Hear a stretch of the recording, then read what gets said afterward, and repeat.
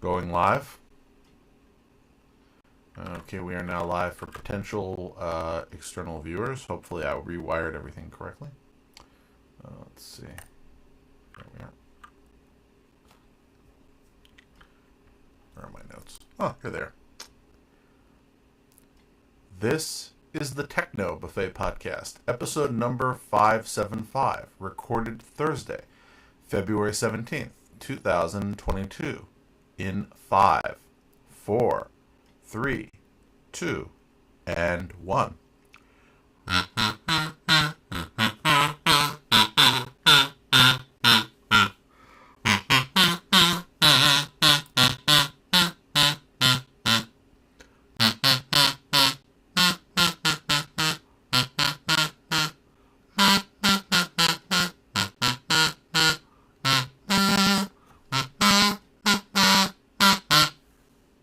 Dum dum. You see, an excellent rendition today. You see what happens when I have my, my professional grade instead of my amateur grade kazoo with me.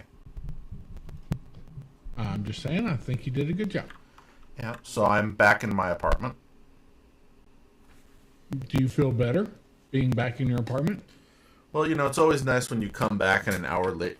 You get in at like 1 in the morning and an hour later it starts snowing. I missed you, snow. No, I didn't. Wait a minute. But it's here. I dealt with it. The temperature has returned to a nice 40 degrees, which I'm fine with. Alrighty. And my worries about coming back to New York were founded because I received my jury summons. Ha ha! Yes. And? Is he guilty? No, but I thought I was going to report to civil court, but I'm not going to be reporting to civil court. Are you reporting to criminal court? No. This is the first time in all the time I've been called for jury duty that they say I'm on telephone standby for all courts in Queens County. So essentially, whichever court needs me, they will be summoning me. Oh. All right. Good luck. And if you ask me, the guy's guilty. Well, we'll see what's happening. They did, they do have all of the important things. For example, they told me on the back if I've returned from international travel in the last 10 days, I should not appear at the courthouse. Or if I'm experiencing flu-like symptoms. I'm not. Why if you traveled over internationally? I think they didn't reprint it because for a while there that was a rule. I think they just haven't reprinted the form. Okay, but why? That my doctor used to say that during the early part of the pandemic, there was a thing where if you'd been traveling, and it wasn't specifically international, but if you'd been traveling, they told you should wait a certain number of days before engaging activity. That sort of got removed when vaccinations came in. But I'm guessing I don't think that was standard. It was in New York.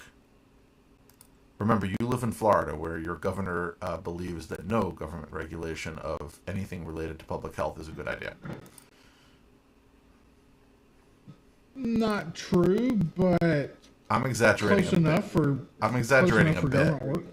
I'm exaggerating a bit, but he's gone in. You could say that there are some places where they've gone too far in one direction, but I will just be objectively saying he's gone too far in the other direction. I don't think that's very objective. One might even say subjective. And I would disagree with you. I'm a middle of the road. He hasn't gone far enough. I'm a middle of the road person. Yeah, lefties always say that. Okay, if you want to call me a lefty, I'm not offended. I don't think I am one, but I didn't call you one. I'm saying if you want to imply it, I'm not offended. I don't think I am one because there are people who are. I'm a fairly conservative person. I'm not conservative politically, but I am very conservative as an individual. I'm not looking for radical solutions to problems. But again, I have some criticisms. Either way, if I'd considered returning to Florida in the future, I was also informed by my place of business that they want me back there next week to once again sit alone at my desk and take Teams meetings. Yay. All right. Well, as I keep telling them, could you like make up something that makes me feel better about having to come somewhere just to be alone? But no. So I get to catch up on all of the important things happening here. Today, a bunch of nice people delivered a refrigerator. Because just before I left, a refrigerator died. And it was full of meat. Kosher meat? How does that make a difference when you, a refrigerator full of frozen meat? Because if it was kosher meat, you could eat it. Not if it's spoiled. It was... You didn't say it was spoiled. You just said the refrigerator... Okay, so I have a refrigerator, and that one did not die. But when my parents, who have an apartment elsewhere in the same building, are away, I often put overflow in their freezer so that I can have extra stuff.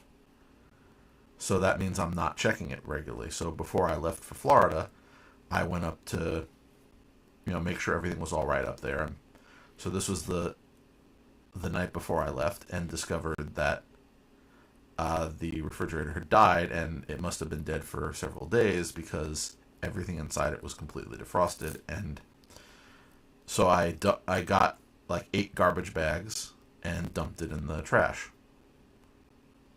And then I sprayed it down with Lysol, put in a container of baking soda, and when I came back, it still stunk. So the new refrigerator... So you're saying you probably don't want to eat the meat? No.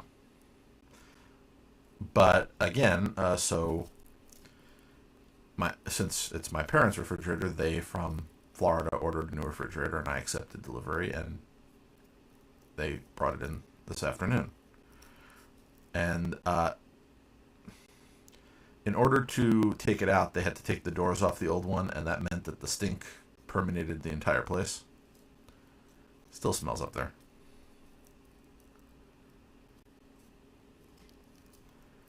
So that's the excitement of my day. It gets better, though, because on Monday, somebody's going to show up and knock out the windows.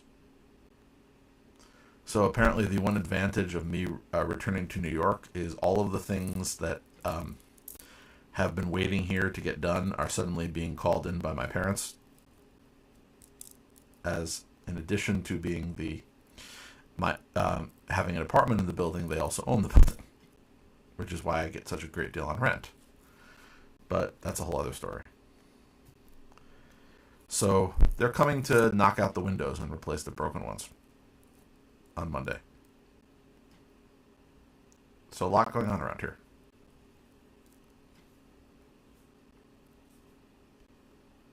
Glad to hear it. Well, I was hoping for a little relaxation before it got really crazy.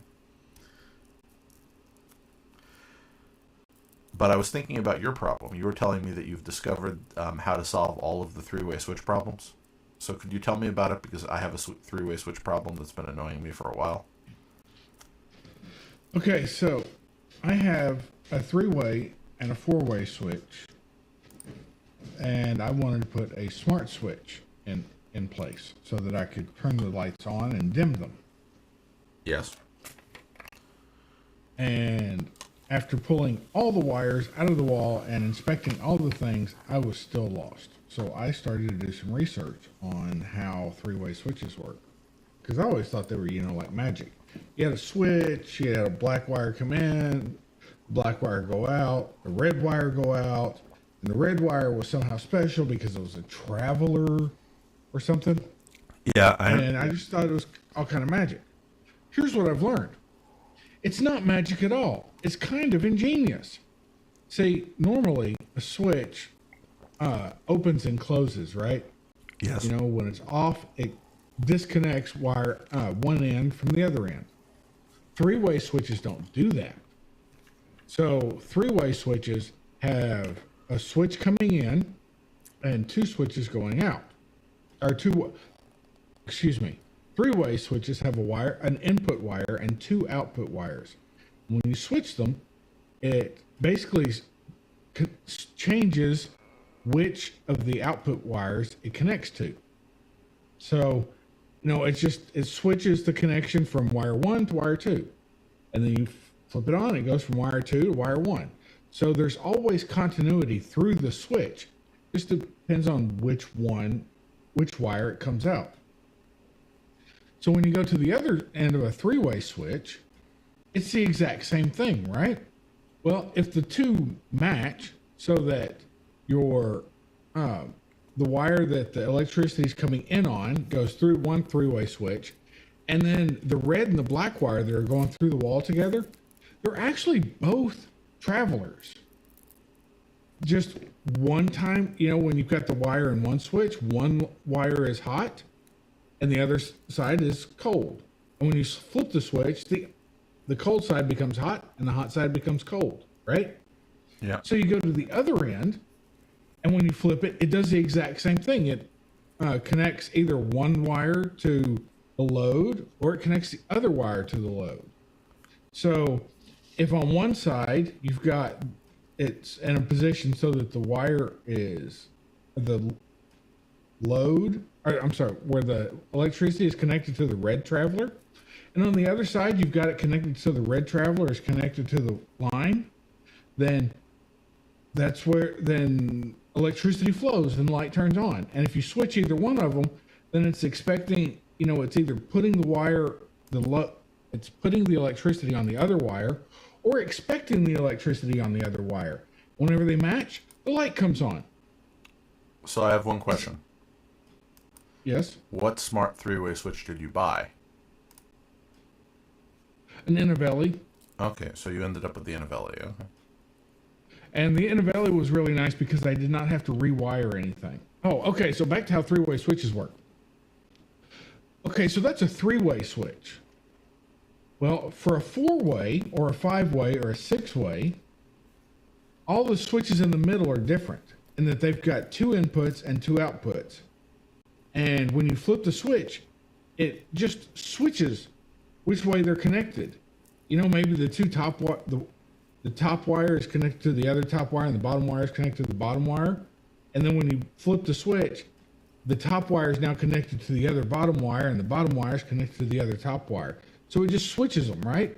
And as long as you've got a circle or a complete circuit that goes through all these switches, then it's ingenious. And once you catch that and once it makes sense, three-way switches are neat. So this may explain my problem with my three-way switch.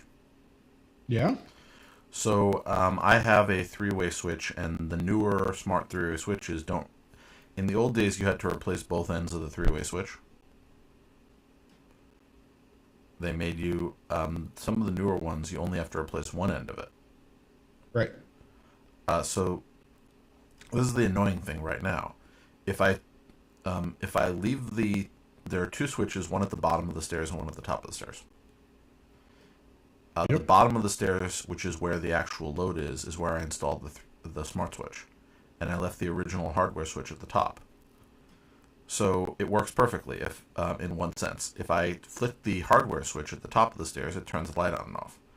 If I press the button on the switch at the bottom of the stairs, it turns the light on and off. So you may say, what's the actual problem? What's the actual problem? If I flip the switch at the top of the stairs, the smart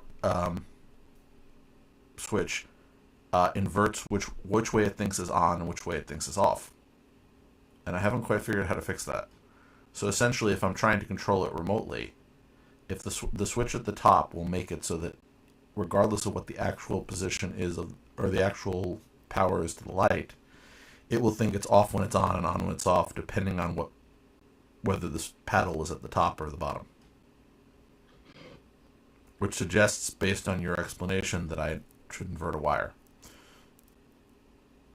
Well, depending on the Innovellis had a place for the Traveler to plug in, and the thing that made it so difficult was that you have to install the Innovelli switch where the line comes in. So you're going to need access to a live wire that's always live. You know, it's the Yeah. part No, I'm that's saying I connected to have the that. breaker. The reason why I'm saying that I'm almost positive that I've wired it into the right of the two switches is I know how the original installation happened back in '76. Oh no, Okay. that would have been '78. Never mind. Anyway, so that was before me. I'm not that old. Close, but not there.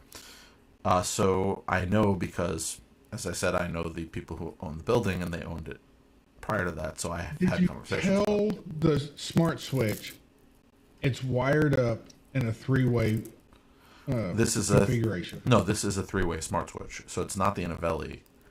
It's a different brand. It's actually purchased as a three-way. So it's designed that way.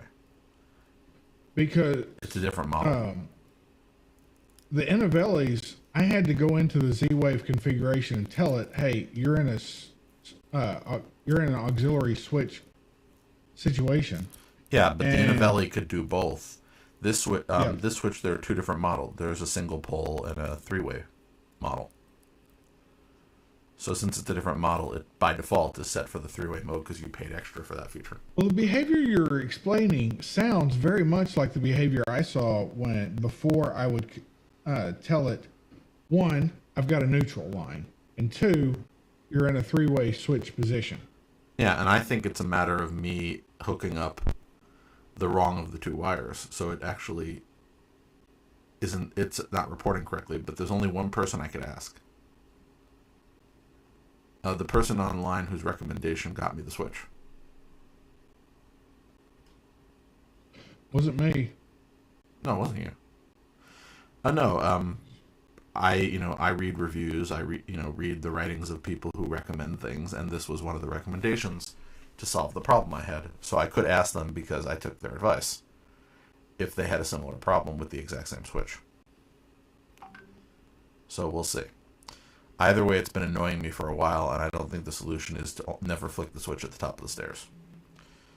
But Right, because that defeats the point of a three-way switch. yeah, but the switch wasn't originally there. That's why I mentioned what happened in the '70s. Originally, it was not a three-way switch. It was originally a single pull switch at the bottom of the stairs. But when you swapped it out, they were both. I mean, the top switch and the bottom switch looked the same, right? And they look like three-way switches look odd.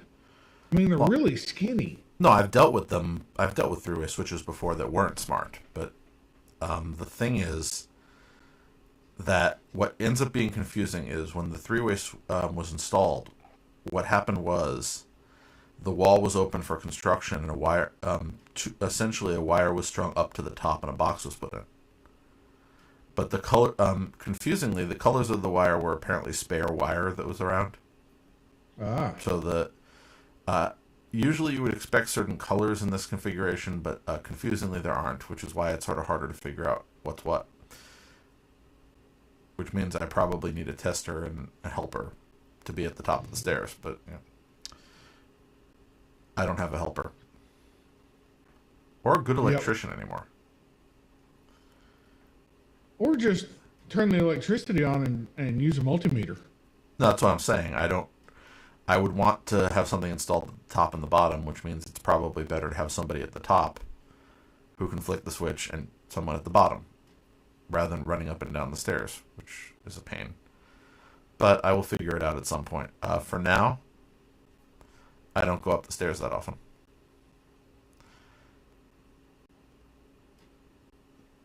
Well, I'm quite pleased with the installation. It seems to be working pretty well. The only downside is that one of the switches that I expected to be able to dimmable is not dimmable. When I try and dim it, it flickers. So is this the three-way, and it's three-way and dimmable? Yes. Oh, not bad. I do not have any three-way dimmable. But unfortunately, you can't buy Innovelli switches now. Are out of stock everywhere. And Yeah. Kaufman is still out of stock everywhere. Well, again, I'm sympathetic because everything is hard to get. I ordered something before I left Florida, and when I say before I left Florida, I ordered it on the, let's see, on the 31st of January, and let's see, it sat for like 2 weeks before with shipping information received before it actually arrived at the shipping facility. Then it sat at a shipping facility for another 2 days. Then it sat at another one for 4 days. Then it finally departed the airport and arrived here, and then waited around for another day until it got to a sort facility. The sort facility is about 10 miles from where I am, but since at the time I was in Florida, it's actually hopping down to Florida, where I will have to ask my parents to mail it back here. But again, their website says that they ship everything within 3 days of the order. So I think there are supply chain issues up and down with everything right now. Yeah, you remember last week we were talking about Atham? I still don't know if it's at them or at home, but it doesn't really matter. Are they out? There's no E on the end, so I think it's Atham. Yeah, I know. I think they're trying to be cute with the name I meant. Sure, I'll buy that. So I don't know if they deliberately want you to pronounce it as if it was at home, or they're pronouncing it Atham, but it's an allusion to at home. But what happened with them? Were you able to order what you wanted? I did order what I wanted that night. Yeah. But as far as I can tell, it hasn't even shipped yet. Which is odd, because they're supposed to have a Los Angeles dropship facility. If you look. I don't know. That's why I suggested it, because what they do, and a lot of companies that do the manufacturing and are based in China do it, they'll do a big shipment over to their warehouse. They'll keep a bunch in stock in a U.S. warehouse and ship them out locally, rather than having you have things shipped directly from factory. So I don't know, but when I ordered from them, I had to order directly from the factory, because the part I had was not in their U.S. warehouse. Now it is, actually. So. Oh wow. Okay. My bad. Apparently they sent me a separate email, and so I can't track it on the website, but they sent me a separate email the next day with tracking information, and it arrived at my local post office this afternoon. So I suspect I'll probably get it tomorrow. So you can talk about it next week. Which is I got the garage door opener. I got 2 of them. Yeah, I want to hear how they work. And I got the some plugs, some Tasmota smart plugs. As I said, I want to hear how they work. And I will say the Kaufman plugs. Yeah.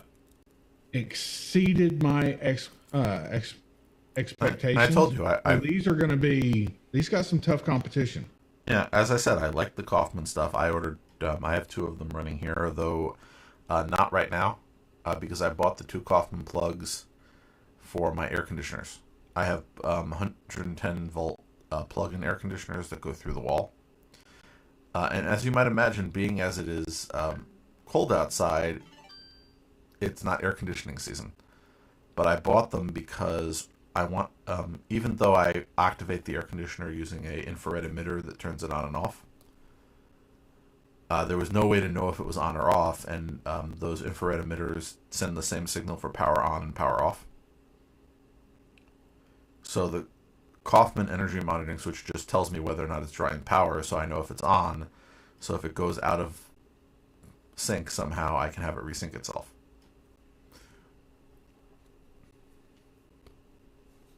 Still cheaper than central air, which I'm not going to wire in here. Although I keep thinking about those ductless air conditioners.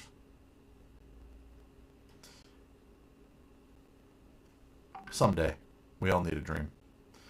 Anyway, there was one other piece of news before we get to some of the stuff that I found while reading through the various internet news feeds that I tried to maintain in order to talk about things on the show.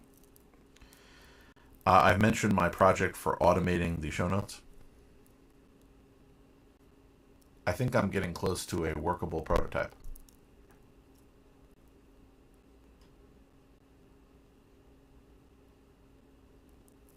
Did I lose you, Jerry? No. Okay, I was worried. I was hoping for like a woohoo or something. Woohoo!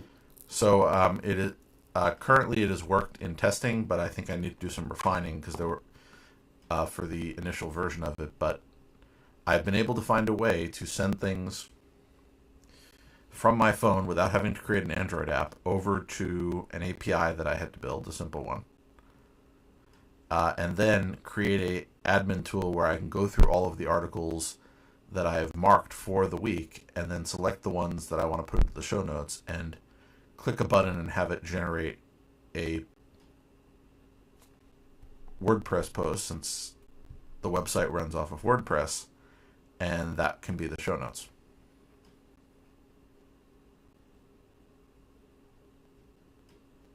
Cool. Again, just need some tweaking, testing, and a few other things, and I'll probably have to force myself to write some unit tests, and I hate unit tests. I don't hate them in theory. I'm saying I hate figuring out how to test things. I understand. It's not it's a necessary thing, but it's not a fun thing. Yeah.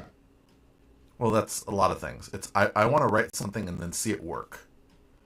A test is me proving that it works after I've already proved it works because I used it. So not quite as satisfying for me in hobbyist mode, but I've wanted this ability to sort of automate the show notes for years, and I've talked about it for years, and I'm really close to finishing the first version. So it is a month long, not continuously because I've done other things this month, a month long project to finally do something I've been talking about for years that will only be useful for me. Although maybe there's somebody else who wants it. Never know.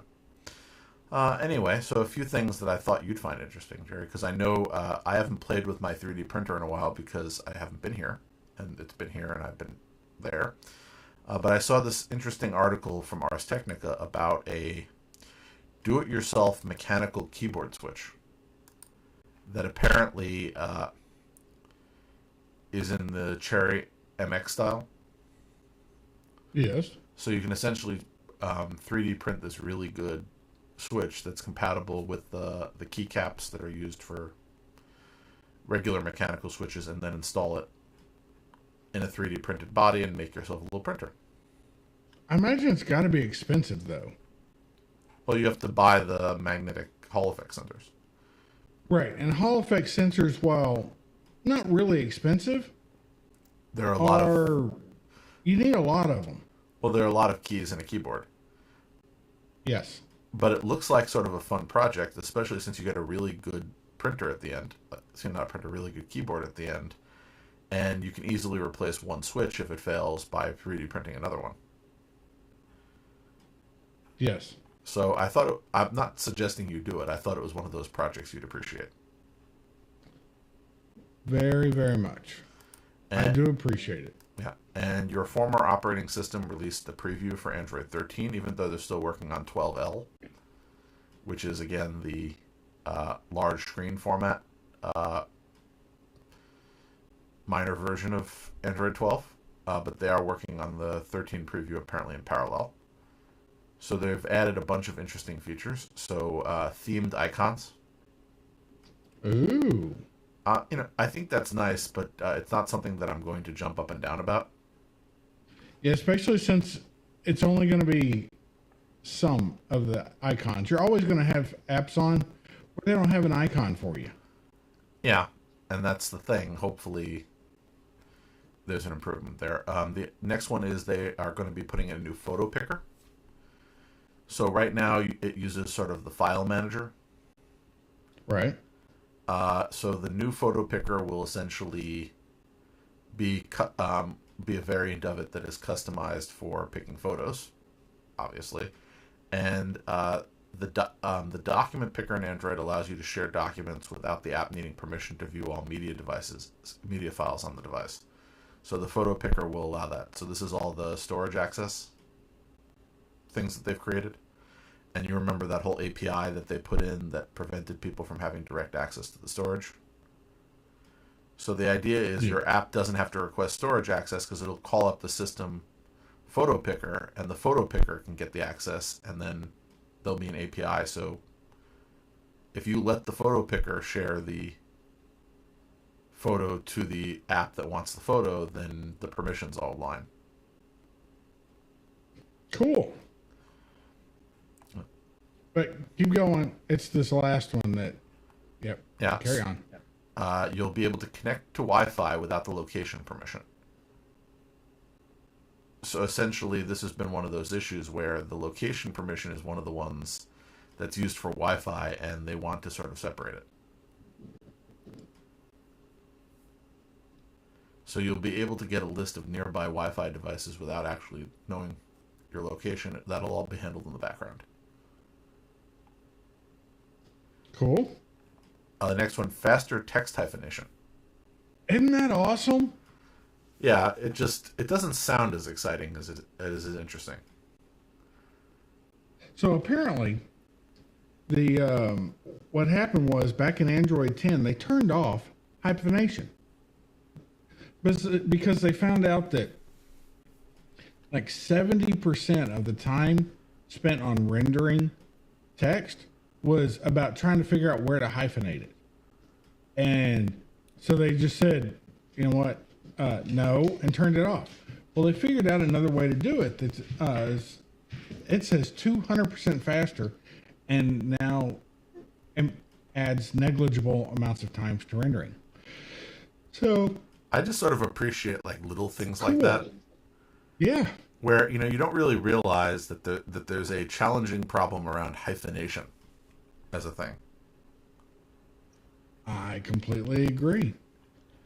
Now, if you missed the old dessert codes, apparently Android 13's code name is tiramisu. Yeah. Okay. Why not? We haven't had Sure. we haven't had a dessert name conversation in ages. Not since that halva disaster years ago. Still miss the halva.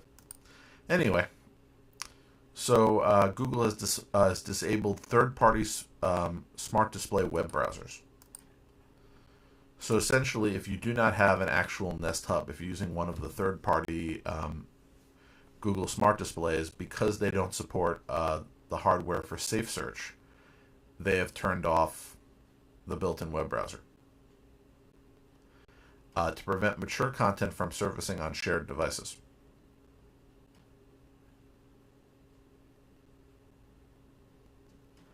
Now, I sort of get the why they would say we don't feel with this feature that you should be able to do everything. Shouldn't I be able to say, I'm an adult, all the people who use my device are an adult, let me have my web browser back? I would think so. Yeah, so I understand why they're saying any random person who comes into your house can ask the device a question and get a possibly inappropriate thing. But why can't I say I don't have any random people I'm worried about? And I could understand them saying it's turned off by default. I should be able to turn it back on. Anyway, disappointing. If you are a user of Home Assistant, which Jerry, I know you are. I am. Not that this affects me, but No, the iOS app has a lot of nice features also.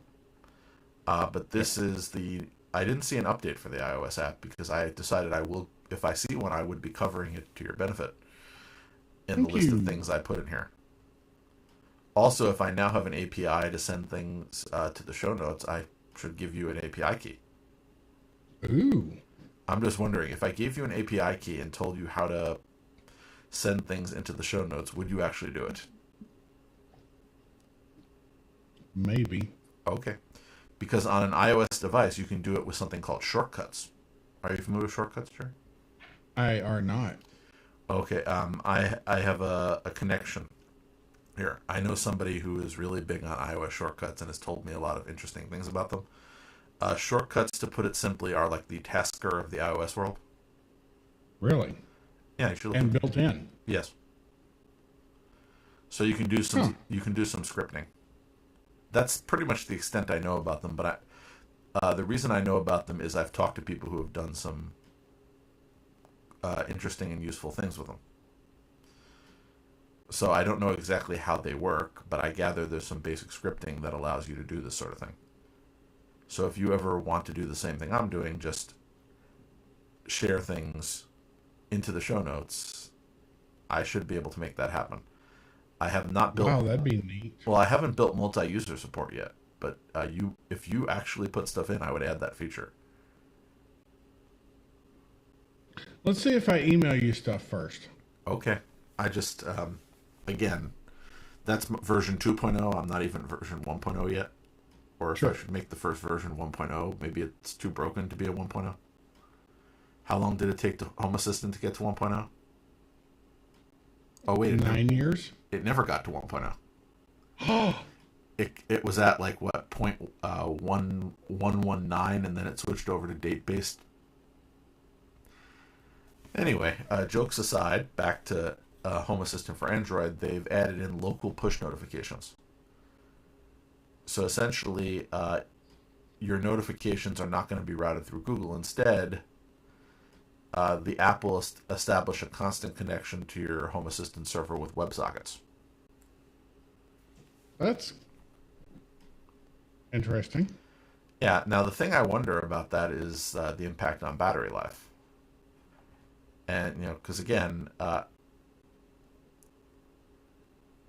there's sort of that question. They're saying, we've seen various reports from users who do not notice much of a change in terms of battery usage, while others have noticed a big difference.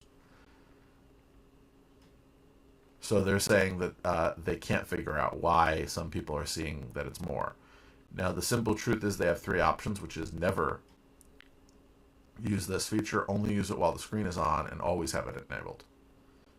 So essentially, if you do it while screen is on, it will not create a constant connection except when you're using the phone. So I don't know, but looks interesting. They also put an in-app changelog in, so you can actually tell what new things every time they do an update that you can appreciate. Although I am waiting for an iOS Home Assistant feature that I would be very happy to have. What's that? The ability to connect the app to multiple Home Assistant instances. Ah. Remember, I am running one at every place that I've been hiding during the pandemic. That's 3. I'd like to not have to. I actually have a functionality that I use to get around that, but I'd like to sort of be able to switch between them quickly. Or do something on the back end, because if you connect up the Home Assistant instances, then things from one Home Assistant instance end up as entities in another one, and I really don't want to deal with that, because that's just confusing. Sure. Yeah. So, moving on, the Android lock screen may add a user profile switcher. Ooh, that's kind of this is because of the 12L. Remember, L is large screen, so they are putting in features that might be useful on a tablet. So a user switcher is something people would want on a tablet, but not so much on their phone.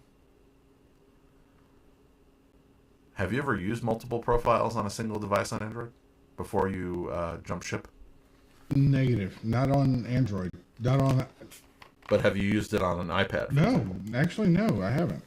Okay, but there are people who do. There are people who have multiple profiles on their device because they'll have a kid profile or what have you. So they can give the device to the kid and have it work in a different safe mode without any of their stuff involved. So I think, again, I think the large format tweaks for Android are trying to include that. So good for them. The Bluetooth and ultra wideband stacks for Android are becoming mainline modules in 13, so they can be better updated.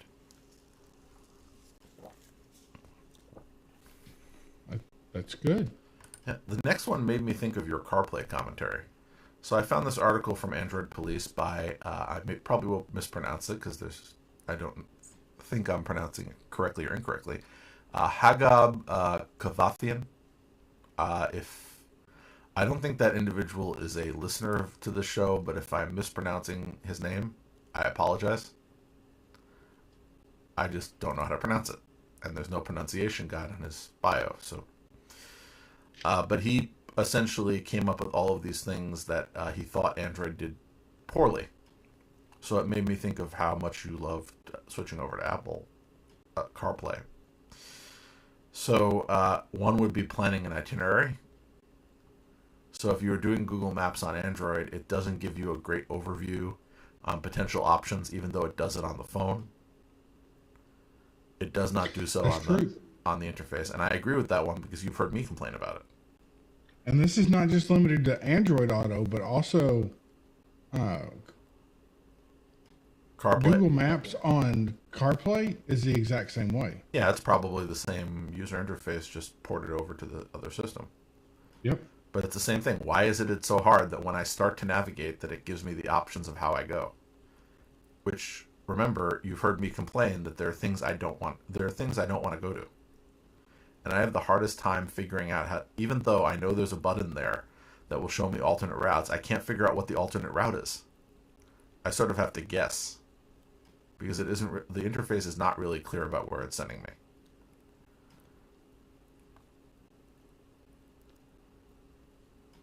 And his commentary is about how all of this is about not letting drivers look at their displays for too long. Yep.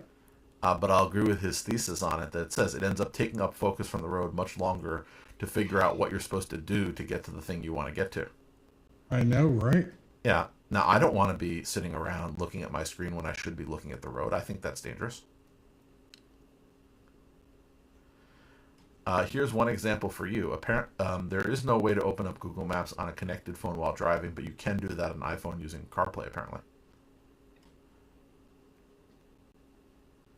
So he maintains that would be a way to hand your phone over to somebody to do some planning safely and add a stop to the itinerary while it's still being shown on the main screen. So he's not advocating that the driver do this, but that the passenger do this.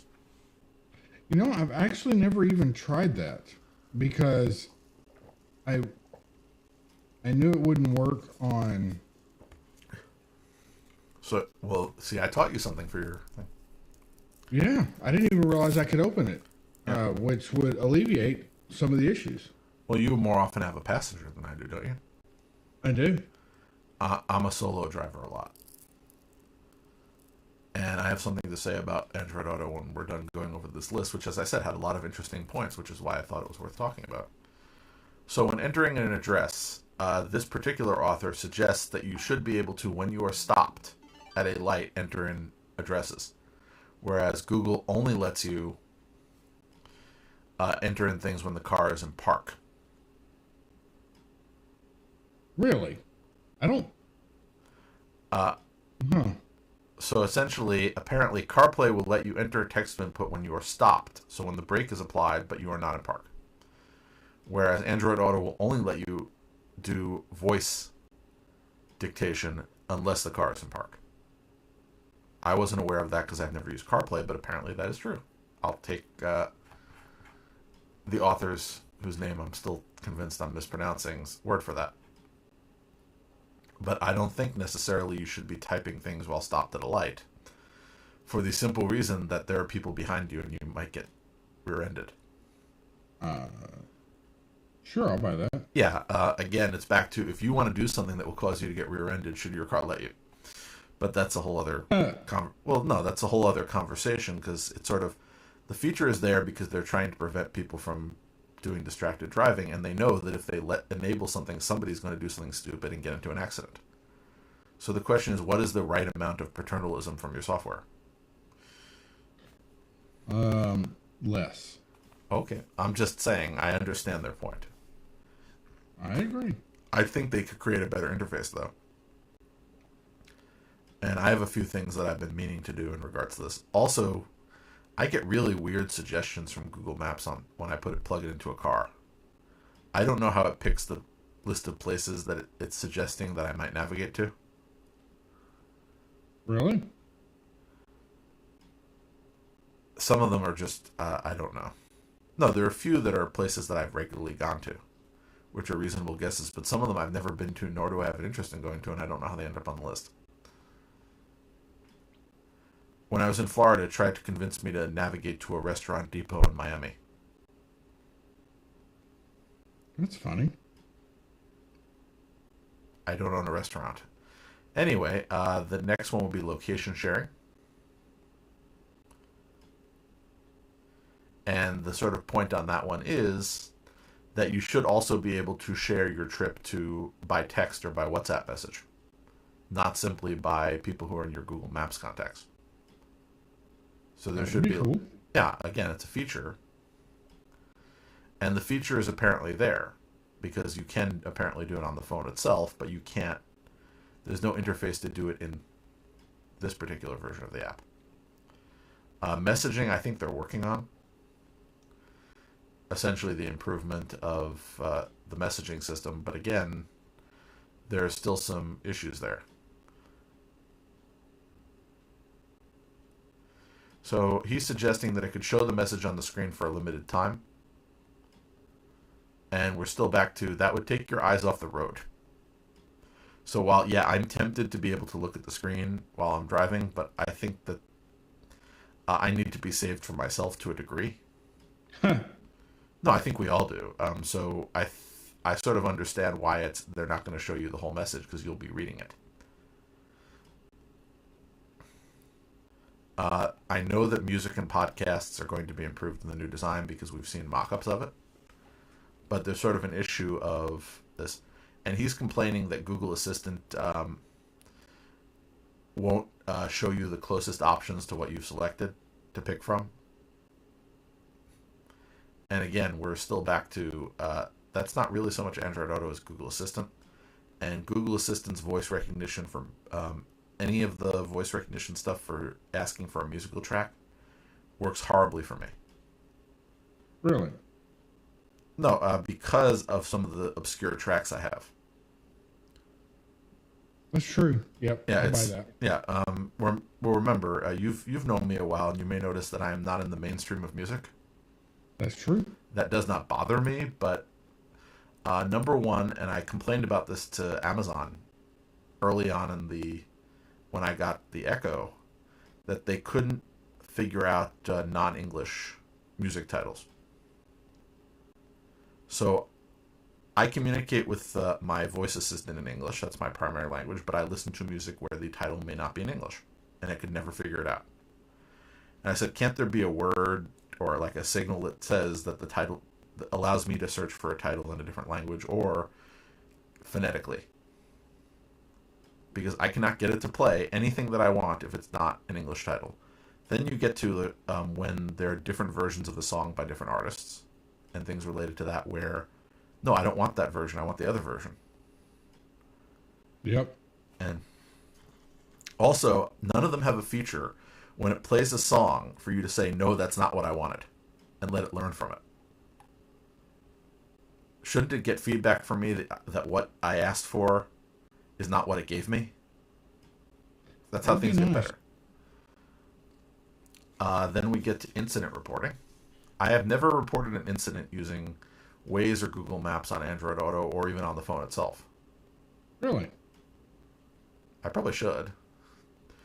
But the point is Maps does not offer that feature through Android Auto, but apparently Waze does. Yes. So, again, I've never I didn't reported. even know it was an option in Android until it was like it was.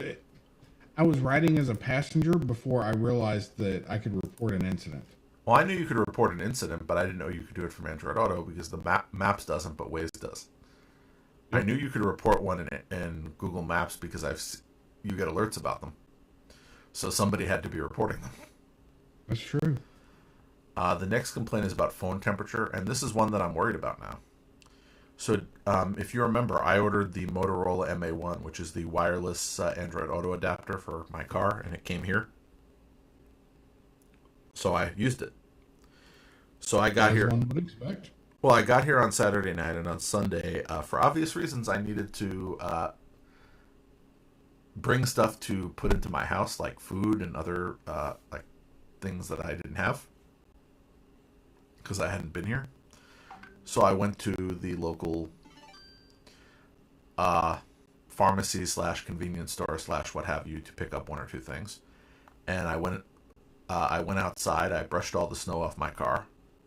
I'm mentioning that because I know how much you hate snow.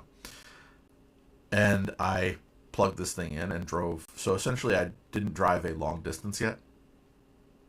And I would have walked if not for the fact that there was snow. And I hate walking in the snow. But anyway. So it worked perfectly. I was able to, for the first time since I got the car in 2019, I was able to have it connected to Android Auto and put the phone on the wireless charger that's built into the car. Yeah. And then on Wednesday, I got up at like 6:30 in the morning and drove somewhere else. And I was sitting there waiting for an appointment. I often pick the early morning appointments because they're less crowded, and I don't have to. Sure. Well, I don't know about you, but I find, especially with my doctors, that if I have an afternoon appointment, they're running 1 or 2 hours behind. But if I'm the first appointment of the morning, they actually see me close to on time. Yes. Yeah. So I often try to get. So I happened to have one appointment with somebody who got me in at 7:15. I was sitting in the parking garage waiting for it, and I was able to have my music on but have the phone in my hand while I was parked. And normally the only way to do that would be to have a longer cable, and I don't have that because the cable kept getting tangled, so I had a little short cable. Also, with Android Auto, they're very sensitive to long cables for some reason. Really? If you have, well, no, for some reason, Interesting. the data connection, if you're running over a longer cable, apparently can be a bit iffy. I had that problem with the first Android head unit. I had to use a shorter cable because otherwise it would keep cutting out on me, which was weird. It may have just been that was a bad head unit, because since I got one with, where the head unit was built into the car by the manufacturer, I did not have that problem anymore. Except when it got hot. Because I've had this problem in 3 different cars that I've plugged my phone into with Android Auto. When the car gets really hot, for some reason the Android Auto connection kept cutting out. And I think it's because of the expansion of the metals that the connectors weren't quite hitting each other. But anyway. That seems pretty finicky. Yeah, well, now it's wireless. But this goes to the complaint this individual had, which is that Android phones tend to get really warm when used wirelessly with the Android Auto head unit. They're also slow and laggy to use and lose a lot of battery really fast. Things become particularly heated when using your car's wireless charger and wireless Android Auto at the same time, as the phone will prevent charging due to the high temperature. So I haven't taken a long trip since I did this. I've only taken 5 to 10 minute drives, so I don't know if this is going to happen to me. I don't know the next time I'm taking a longer drive.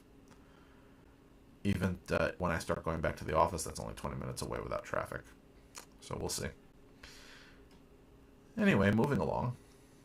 I thought that was a lot of interesting. Google is continuing to roll out its new Gmail UI, which looks like some sort of big workspace. Well, no, essentially all the apps are on the side. It looks like they're trying to steal things. No, you're not wrong. From Office 365,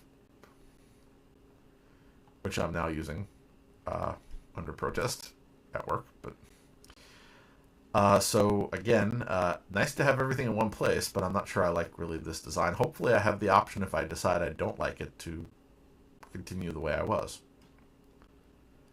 In another Google improvement, which again is not Android specific, Gmail may soon let you pause your smartphone notifications from Gmail when you're using the web version. That would be interesting. So essentially when you're using the web version, they'll stop sending the notifications to mobile. I think sometimes I do run into notification overload, and it would be nice to say, send me the notification in the place that I'm using. Well, I think that's what they're getting towards. It's Google has said it, Apple has said it, which is that they want to create a hub. So the idea around a hub is that they know what device you're on, and that's where they send you your stuff. And then when you go back to the other device, it isn't there because they know you've already read it, and the device isn't constantly making noise. The only big problem is I may have my computer on, and I may not be at my computer. I may have my phone in my pocket. Let's say I was sitting here at the desk reading my email, and I left my desk and went into the kitchen to get a snack, and I brought my phone with me. Should the phone make a beep, or should the computer make a beep?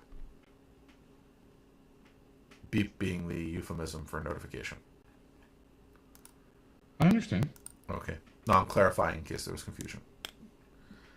But again, I think that's them trying to solve what is effectively a useful little user problem, which is people do want to be notified of things. They want to decide what they want to be notified by, which, again, Google's done a lot of work. Apple's done a lot of work about allowing you to tune notifications. But now the sort of next thing is, we know you have multiple devices. How do we, as you move between devices, how do we have what you want to know follow you and not be duplicated? And I think that's worth working on. I agree. In this, not new news, but it just came up for me from 9 to 5 Google. Apparently, Google commissioned a new font called Roboto Serif. So this was commissioned a few weeks ago, but it was just picked up in my feed recently, which is, it's an open font that you can essentially download for your use. And it's designed to essentially make reading more comfortable in any size and any format. And it's part of the font family, the Roboto one, which is include not only Roboto Serif, but Roboto Sans, Mono, Slab, and Condensed.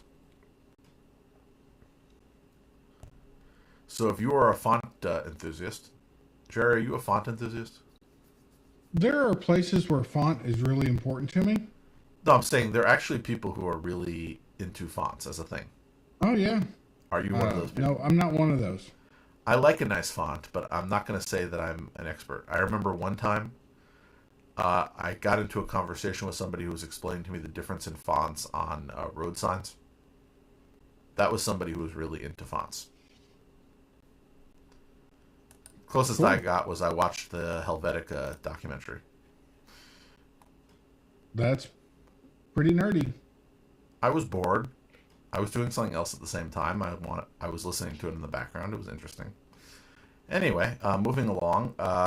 What used to be called Cloud Ready is now Chrome OS Flex.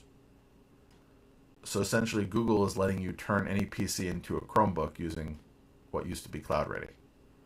Now it's early access now. And essentially, eventually, I assume it would get to a more stable version of the project.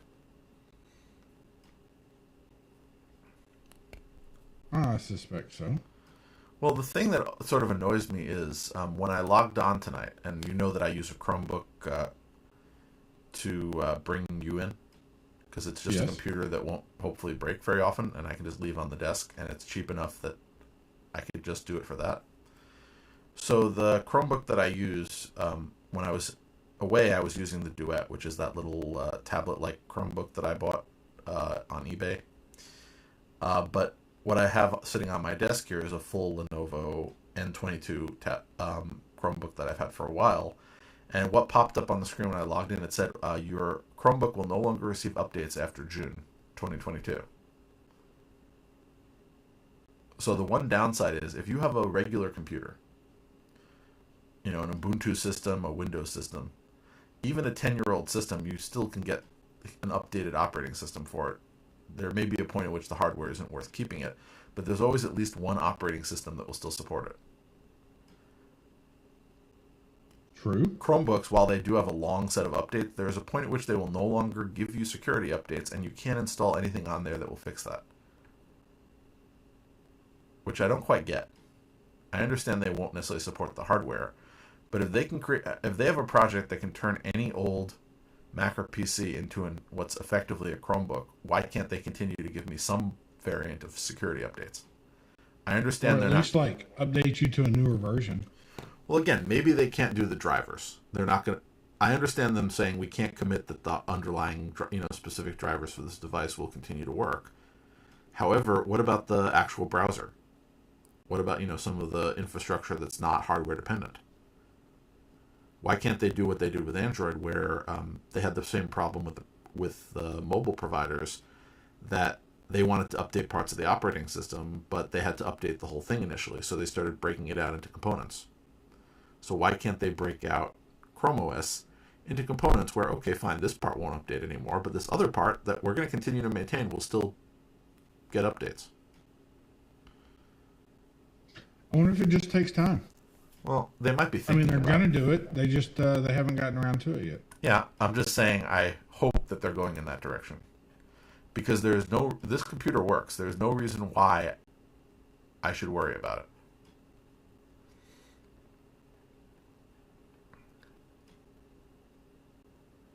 Is that not true? And the only Sure, I'll go with that. well, no, the only thing that I can actually do once this is end of life, if I want to get updates, is wipe Chrome OS and put on some version of Linux, which I did on at least one old Chromebook, so that I could continue to use it. Because there's nothing wrong with the computer. It just, I can't trust that something that won't get any security updates ever. Anyway, moving along. If you are a fan of media, Viacom CBS is now Paramount. Thought I'd mention it. Ooh. I've been watching Paramount Plus because it's the home of every single. Oh, what are we up to now? 15 different Star Treks. Just to be fair about that, how many Star Wars are we up to over on Disney? All of the, once a company gets a property, they just, that they think they can make money off of, they'll just keep making content for it. I don't mind the extra Star Trek content. I just wish there was more of it. Well, let's see. Discovery's back. I'm not sure if you watched the family-friendly one, Prodigy, which I thought wasn't bad. No, but I really want to. Well, you'd enjoy it. That's on my list of to-dos. I know you never got into Lower Decks. No. Which, again, I think it is... while it's not quite as serious as the other ones, I think it is sort of like Star Trek for people who like a lot of really good Star Trek in-jokes. Because every episode is how many things can they cram into the background. And they have had a few episodes that were completely ridiculous, but when they really get down to a decent storyline, it's actually worth it. I believe it. Yeah. And, of course, Strange New Worlds is coming out. Picard is scheduled to come back. Never really got into Picard. Well, I hear this time they're bringing back Q, and it's a time travel story.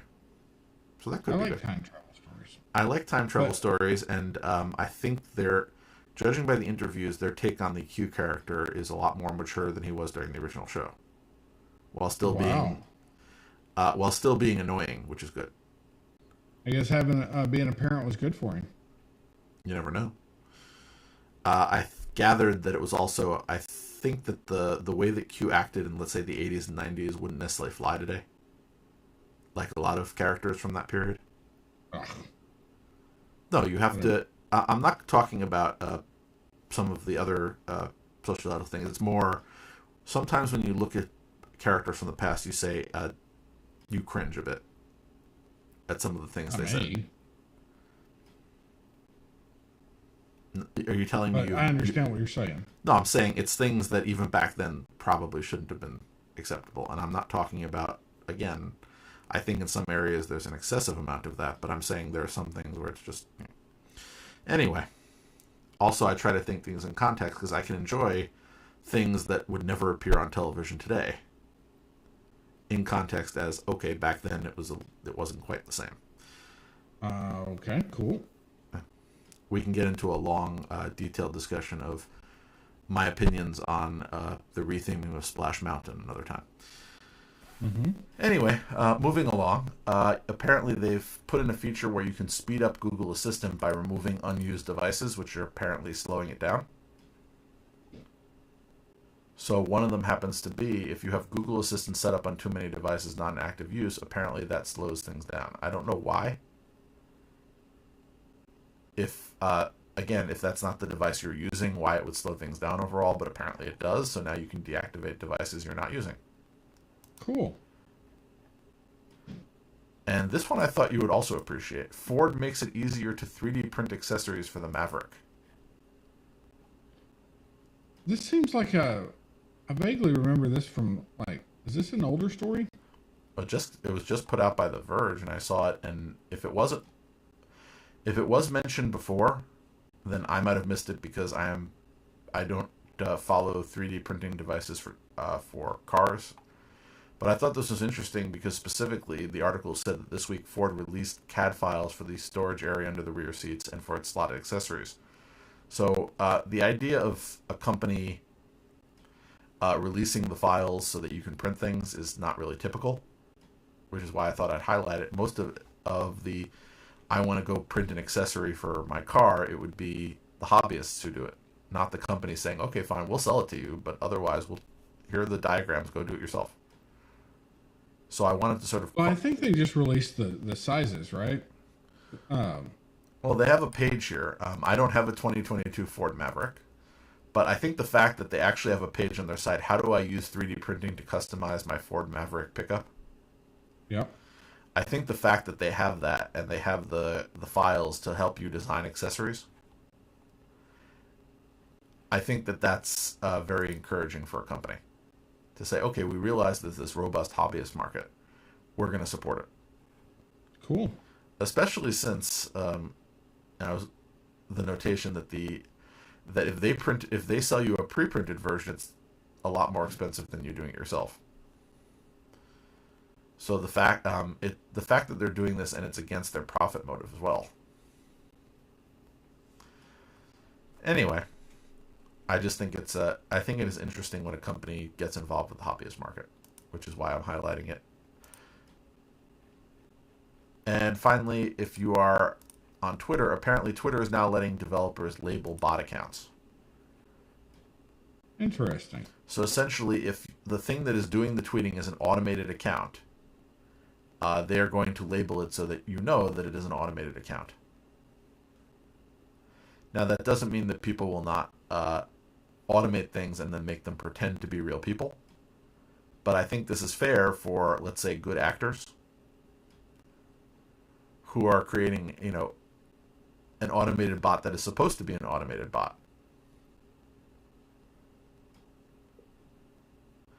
So the example that, and this came from The Verge again, because they put out a lot of content, and I pop up to them. They used the example of an app that somebody at The Verge made that says what day it is. And the other example they have is, of course, an automated weather tweeter, which I can appreciate. You know me and my weather. Weather good. Well, it's a fun hobby. You have to appreciate weather. That's how I know that down in Florida where I'm not, it's 76.3 degrees according to the temperature sensor I left there. Not right now. Yes, it is. I just checked it in real time. Okay.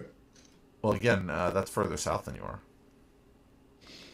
Meanwhile, it's actually gotten really warm here in New York. It's 51.2 degrees outside. And I'm saying really warm because, again, it was 17 48 hours ago. So by comparison to that, it's really warm. Everything in context. So again, I like the idea that Twitter is finally letting people say, no, this isn't a human. It won't stop people from pretending to be human who are actually bots, but it will allow people who want to label that this is not a real person that they can label it. So, nice little feature. If I were on Twitter more, I'd care more about it, but I care about it in the abstract. So that brings us to the end of this program, which lasted a little longer than I thought it would today. But we had fun, didn't we? We did. I did. You did. We did. Yeah. So how about we do this again next week? When I concur. I like it. I second the motion. Yeah, when I will be sitting here after my first day of returning to the office after the recent bout of them telling me not to come in. So you get to see how tired I am. Yay. Well, I'm trying. I'm trying to be optimistic. I'm not good at it. I'm not good at it. I'm a pessimist. So until next week. Until next week. Bye, folks. Goodbye. Recording stopped. By the way, the reason why